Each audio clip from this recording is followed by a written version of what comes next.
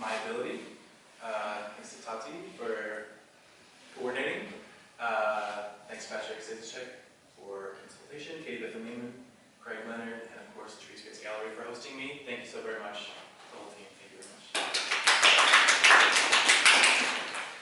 Okay, so I'm titling this talk "The Inferno in the Library: Placing Information and Community." And there's sort of, the way it's structured is there's 3 threads we're going to follow that kind of were like pollinators for the exhibition as a whole, and we've got 3 sets of questions that come with them. So thread number 1 is the library and loss. I'm going to start us off with just 4 maybe seemingly unrelated topics, but I promise they come together in the end. This is a painting of the burning of the Library of Alexandria. This is a page from Dante's Inferno. This is a painting by Kent Monkman called The Scream. And this is the 2024 Forest Fires in Jasper, Alberta. So I wanted to start by sort of working with some definitions. And I'm going to define the library here, even though it's kind of hard to define a library, just as a collection of books. But if the library is a collection of books, the question kind of remains, what is a book? And I don't know that that question is helpful. I think it's a lot easier to ask the question, is this a book? Whatever I'm looking at, is it a book? And I think sometimes when we try to find things, we can get a little philosophical. So let's be functional instead. To me, a book is something that expands the lifespan of information. It's an object or a person. It's somebody who takes information and can carry it forward for someone else to hopefully take from them or it. And when a book is destroyed, the object, information doesn't vanish instantly, it recedes. When the Library of Alexandria burnt down, all the books that had been read and were carried by those people continued to exist in the minds of them, even though they were burned down in the library. If Dante's Inferno was to suddenly cease to exist in all physical versions, we would still have a concept of Dante's Inferno. It would still exist as something we could reference.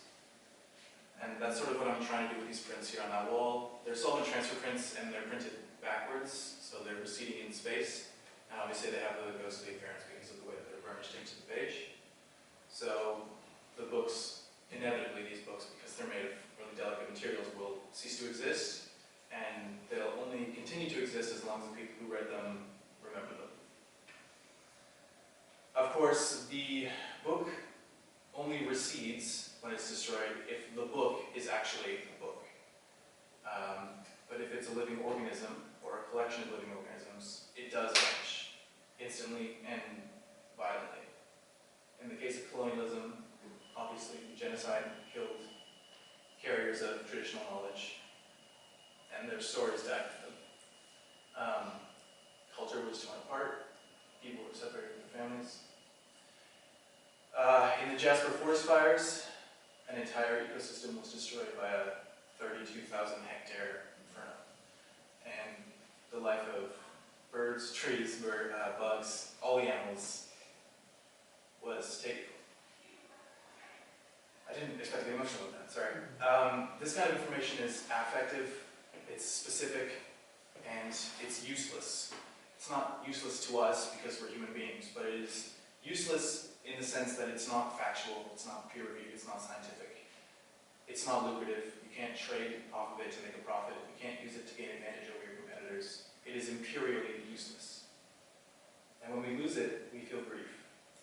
We feel scarring, culturally, and we feel anger, collectively. So my first questions are, how do we grieve the death of the library? How do we process that kind of loss? Thread number 2, disrupting the infinite library. Pictured here is New Republican Mark Zuckerberg, staring at us with his creepy dead little eyes. And we have him to thank for the social internet that we live in today. The one that's shaped around the diagram as display. The one that encourages us to showcase ourselves. Very specific, very measured, very controlled and manipulated ways. It's also one that the infinite internet. Obviously, the internet isn't infinite. It has limitations, physical limitations, but we don't see those limitations. It's usually the internet.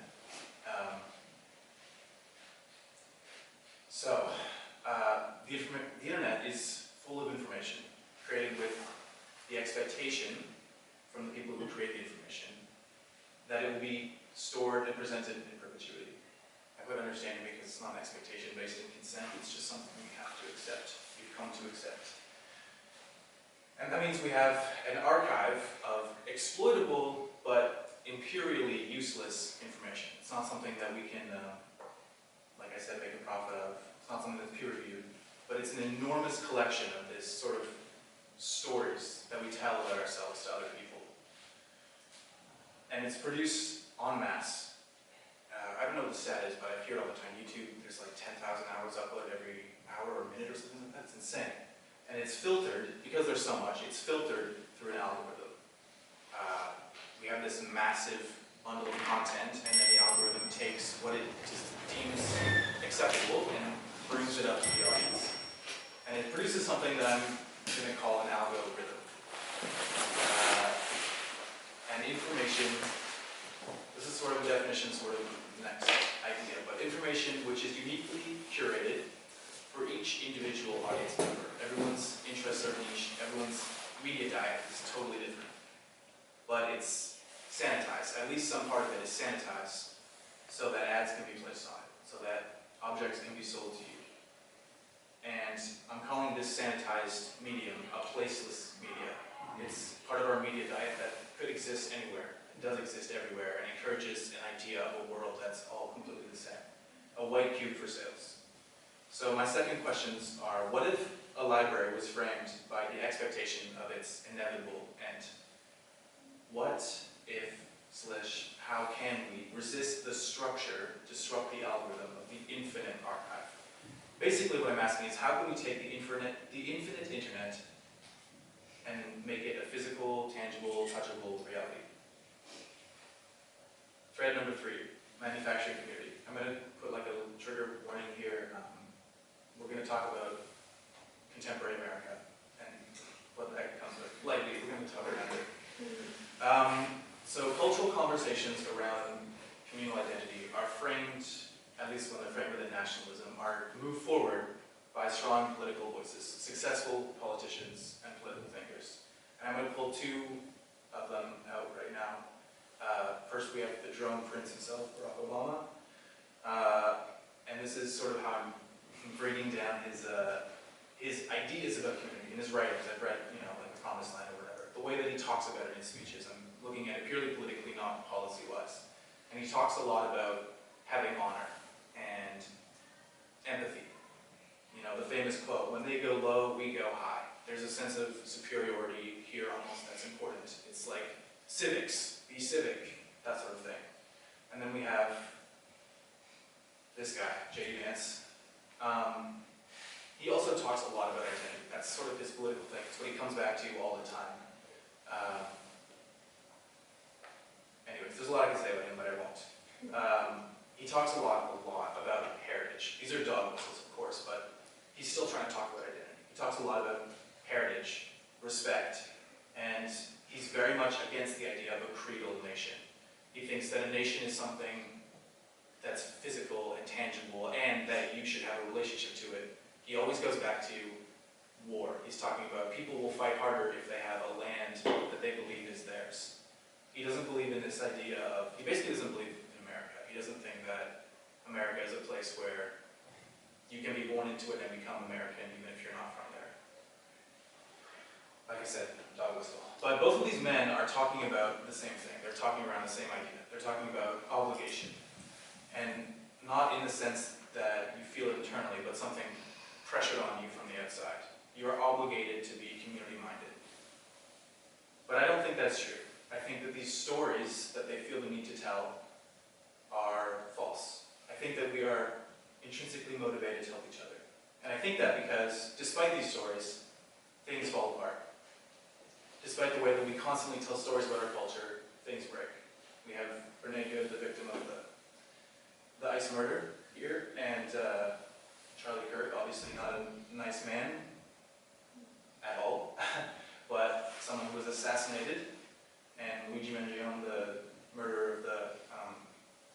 insurance executive. There's obviously a structure that's crumbling in front of us a little bit, or a lot of it. There's more violence, and there's more of an instinct to immediately go towards violence. And here's another example of things falling apart on the table. I believe that community legitimizes itself through individual action. Like I said, I think we're intrinsically motivated to help each other. I don't think it's something that needs to be told to us to do. I don't think it's something that needs to be pushed to us from the top down. And I think that contention is an obfuscation of that motivation. We have this man to thank for that, who is prioritized engagement over any other kind of value system, which means that anger in Facebook and Instagram gets to the top. Rage bait works for money, and of course it gets our attention because it's fed to us. But I also think that obligation is an obfuscation of that motivation. I think J.D. Vance and Barack Obama, by telling these stories, get in the way of our ability to just look at each other face to face and say, you're human, I want to help you. So my example for that belief is a library. Borrowing and returning as an expression, and it's really simple. A library presents an opportunity for theft, because you can take a book and never return it, and you don't really pay the consequences. They don't dock you in your taxes, you just have a fine waiting for it to library. There's no reason, really, for anybody who's self-motivated, who needs to be told to have a community, for them to return a book. But they keep doing it. At least enough of them do that a library, as an idea, can continue to exist. So these are my 3 questions. Why do things fall apart? Why do we need to tell so many stories about community, and how do we heal fractured communities? So I'll talk about the show a little bit now in relation to these questions. First, there's the books, which you can see on the table. Feel free to read them after the talk if you're interested. I'll talk about the process. I made 1 or more a day, roughly, over the course of a month. They were all made from found or secondhand paper, like Valley Village, or just given to me from people. They're generally diaristic or journalistic. They're what I'm thinking about on the day, or what I've done on the day, or whatever. They're experimental a little bit. And I've made sure that the binding is accessible, in part because making one a day and doing proper binding would be excruciating, and also because I think it's like hearing someone sing badly. It makes you want to sing as well. And that's hopefully part of what's encouraged in this show, is that you can see yourself making these books. They're delicate, they're simple, they're approachable, they're tactile. Again, like making the infinite scroll of the internet something you can feel and touch and hold, interact with, and break. And they are delicate, so they will break. They contain useless information, and they're delivered organically. There is nothing behind that table that's serving you the book. Everything you see is what you see. Everything you see is the whole mass of created information. And yeah, they're delicate, so they embrace their inevitable recession. It's a library, but it's made with the expectation that they will break. They will vanish, and then they're done. They've lived a life. Okay, so the next subject I guess to talk about is the Inferno. You can see it kind of behind the television there, and obviously there's a print there, and there's a blueprint as well relates to it. There's a lot of things that the Inferno could be. Like, someone asked the question the other night, like, who is the Inferno? And the answer is, like, it's a bit of a cliche maybe, but the Inferno is everyone. The Inferno is all of us, and it's everything, because colonialism, natural disasters, war and aggression, these are intrinsic habits, these are intrinsic things to occupying the world, to being human, to having social organization. Things fall apart. Me and you, obviously, we're both the Inferno. And in fact, as you read the books, they break down. You erode them like a natural force, like an earthquake or a mudslide. You extract information from them like a colonial power. You fold them like a fighter. And the civics, I guess this is the 3rd element of the show. You can see it with the vinyl print out there and the print of the return slot here. But I guess 2 more cliches. I'll talk about this first. Obviously the return slot. It's a sign, a renewal of the bond of trust between Leonard and Lundy. And it's transparent because we may see through that bond of trust, but we act as though it's opaque. It would be so easy to steal, and yet we don't. As Slavoj Žižek would say, we know how things really are, and yet we are still doing it. And something will come of us. An affirmation of the power of art, like, yes, cliche, Facebook mommy, but yes. And the embrace of a belief in each other and our willingness to help one another. Also, cliche, very cat postery, but also, yes. And that's all I have. So, thank you. Any questions?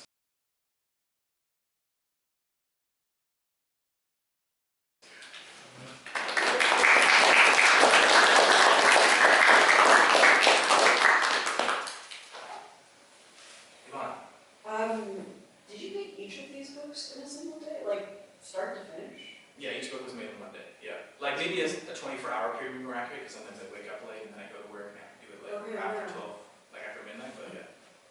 What challenges did you find, like writing as well in a single day, or? Yeah, usually right. I mean, yeah, sometimes the form came first and the writing came after, but yeah, usually the writing was in the same day.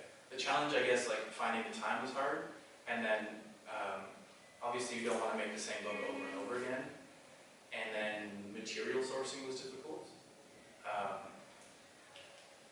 Yeah, those were challenges, like physical challenges, and then I think mentally, like after a month I tapped out, because I was planning on doing it all summer, but I couldn't do it.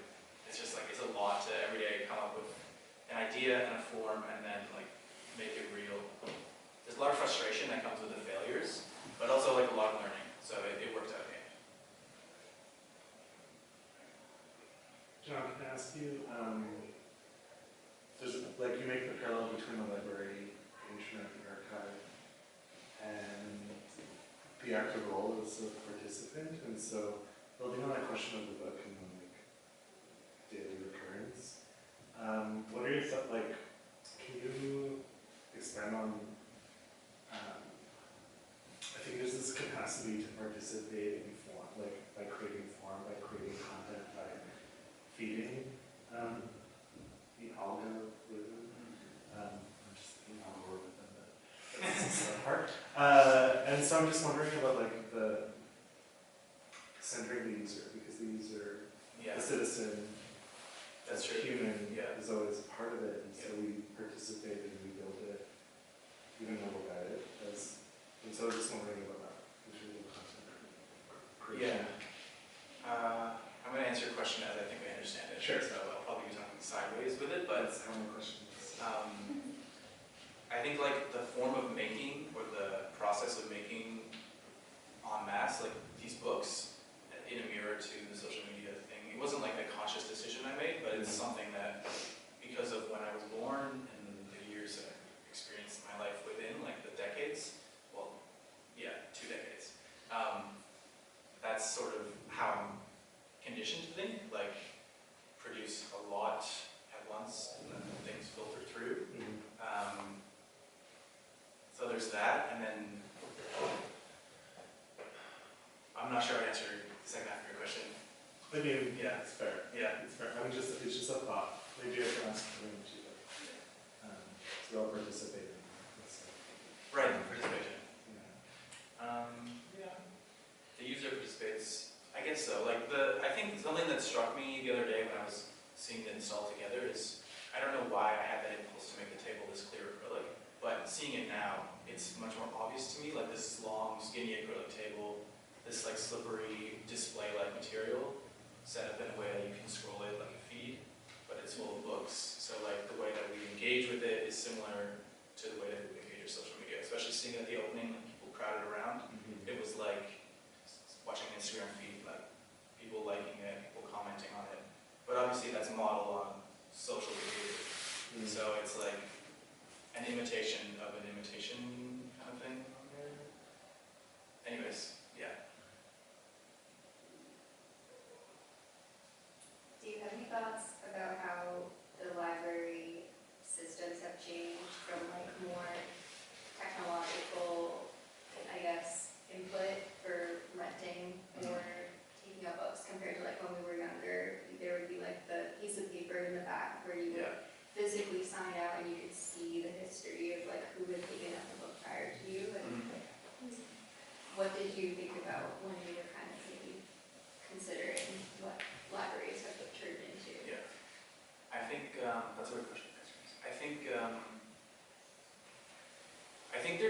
instinct among older generations to like embrace technology instantly.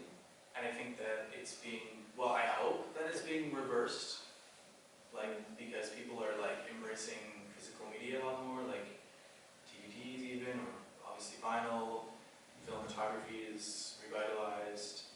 And I think the same thing is happening with social interaction. People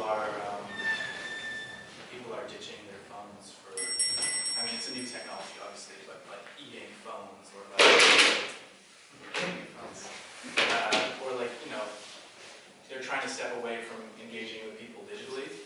I think this transition that you're outlining in the library systems from physically talking to a librarian and like, you know, hey, how's your day? Or like, oh, I love this book, to like shifting to this stall that you place the book on and it automatically reads what it is and you put it in your library card and it just tracks it all through your system.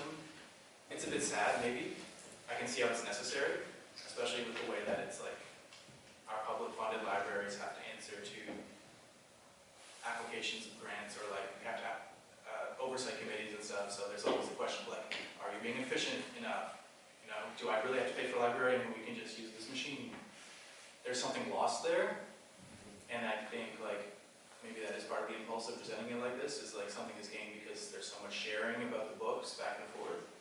But then also like, you know, a library is not one thing. A library is a public institution that you can walk to down Osprey Garden, but it's also like something that the rich guy on South Park probably has in his home, like, you know, that he reads on his sofa alone. And like, you know, I alluded to it earlier, and I don't think it was clear enough, but like, you know, a forest in some ways is also a library. It's something where you exchange information. So I think when things like this happen, where the institutions that we can rely on for our social network change, we just look for that in other places. Like it's something, like I said, it's intrinsic in humans to want to do that. It's unfortunate and sad, and in a way it's its own like inferno.